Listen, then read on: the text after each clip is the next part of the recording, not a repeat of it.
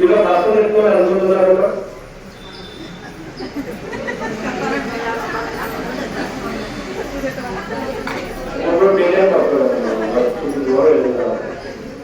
చూసారా?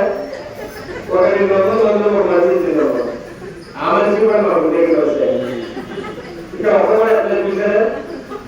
చాలా మంది అదే మీరు చాలా మంది మీరు ఏమనుకుంటున్నారంటే భర్తలు చెత్తడం అనేది చిన్నప్పుడు మంది నిద్రపడుతుంది. అలా చాలా కంప్లైంట్ చేయాలి. మీరు ఎన్నో నువ్వు మీరు భర్త తెలుసుకోవడమే కంప్లైంట్ పెడితే మీరు అలాగే నాకు ఎలా వచ్చింది ఏదో చెప్పాలంటే చిన్నప్పుడు నిద్రపడుతుంది అన్నారు. అలా కాదమ్మా, నువ్వు తెచ్చాను చూసుకున్నప్పుడు ఊరు మమ్మల్ని అనాలి అనుకో. అలా చూస్తే కొట్టి భర్త ఆగిపోతాడు అన్నావు. ఇప్పుడు తెలుసుకుంటే ఆయన కొట్టాడు. ఇప్పుడు తెలుసుకున్న మంచి ఊరు మమ్మల్ని అనాలి అనుకోండి కొట్టడం మానేస్తాడు. ఇవి పెట్టడం మానేస్తుంది.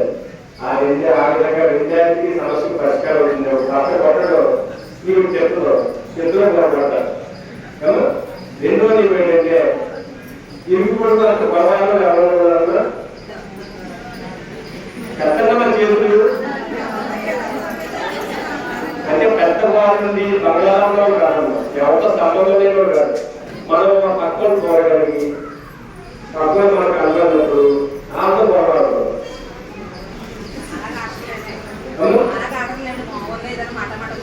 అదే మాట్లాడుతూ చేసిందే గొడవ.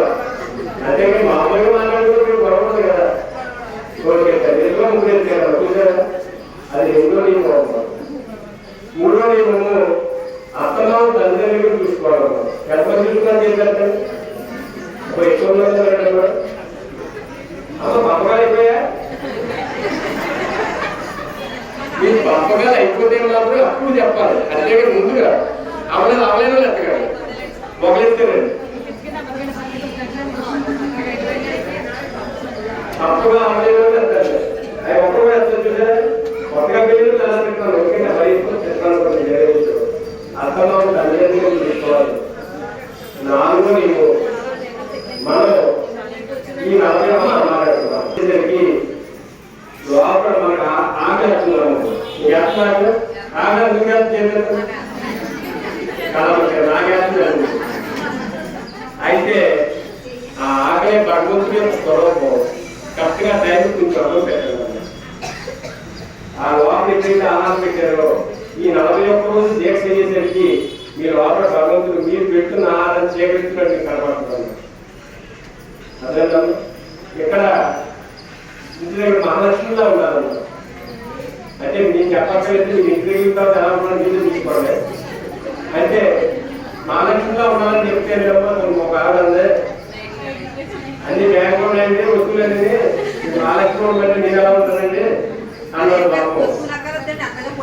అదేమ్మా అమ్మ ఇలా ఆలోచిస్తారు కదా, ఇలా ఆలోచిస్తారు కదా తల్లి. అమ్మ ఏదో వస్తువులు అక్కడైతే ఉన్నట్టు మహాలక్ష్మిలా ఉండాలి అని చెప్పాను తల్లి. నెక్స్ట్ అన్నమో రావడాలని వస్తారమ్మో. ఈ 41 రోజుల్లో మీకు తెలీదు ఎవరో మనకి ఇప్పుడు ఎవరు రావట్లేదు కానీ కంపల్సరీ వస్తాడు భగవంతుడు. అన్నం రావట్లేదు అప్పటి అన్నం పెట్టన్నాడు. అన్నం పెడితే అన్నం పెట్టండి ఆగ్రహంగా వస్తాడు. ఆయన భగవంతుడు ఉంటారు. ఆ టైంలో మీ దగ్గర కరెక్ట్గా మించిపోయి ఆహారం ఉంటుంది. ఒక ముద్దు కూడా ఎక్స్ట్రా ఉంటుంది. మనం ఏం చేస్తామంటే పక్కగా చూపించేస్తాం. అలా చేయకూడదు. సాక్షాత్తు స్వామివారు వస్తారన్నారు. స్వామివారి యొక్క దర్శనాలు అవుతాయి. ఈ 41 రోజు వ్రతాలు చేసిన అందరికీ కూడా అప్పుడే 6 వరకు చేశారన్నారు. 6 జీవితంలో విపరీతంగా మార్పులు వచ్చేదాన్ని. కాబట్టి ఈ వ్రతాలు చేసుకోండి. ఎక్కడ ఏమో ఏదో తర్వాత చూసుకోండి. చేసుకోగలిగితే చేసుకోండి. కానీ ముందు మీ ఇంట్లో రూపాయి ఖర్చు లేకుండా మీరు వ్రతాలు పాటించగలిగితే మీలో ఉన్న సంబంధం పరిష్కారం దొరుకుతుంది. నెక్స్ట్ మీ అందరికీ చెప్పేది ఒకటే. అందరూ మహిళలు ఉన్నారు కాబట్టి సగం సమస్య అప్పుడు ఉన్నదమ్మా. ఒక ఇంట్లో సమస్య మొదలైందనుకోండి, ఒక చేతితో తప్పకుండా కొట్టగలము. చెప్పండి ఎవరన్నా కొట్టగలమండి. మనం ఒక చేతితో తప్పకుండా ఎవరైనా కొట్టగలరా? కొట్టలేదు కదా. రెండో చేయి ఉండాలమ్మా. ఆ రెండో చేయి ఎప్పుడైతే డౌన్ అయిందో ఒక చేయి 4 నెలలా ఊరుతుంది. తర్వాత కొట్టలేదు. అలాగే మనం ఏం చేయాలంటే మనకి అందరికీ సమస్యలు ఉన్నాయి. ఎవరికి సమస్యలు లేనో లేదు.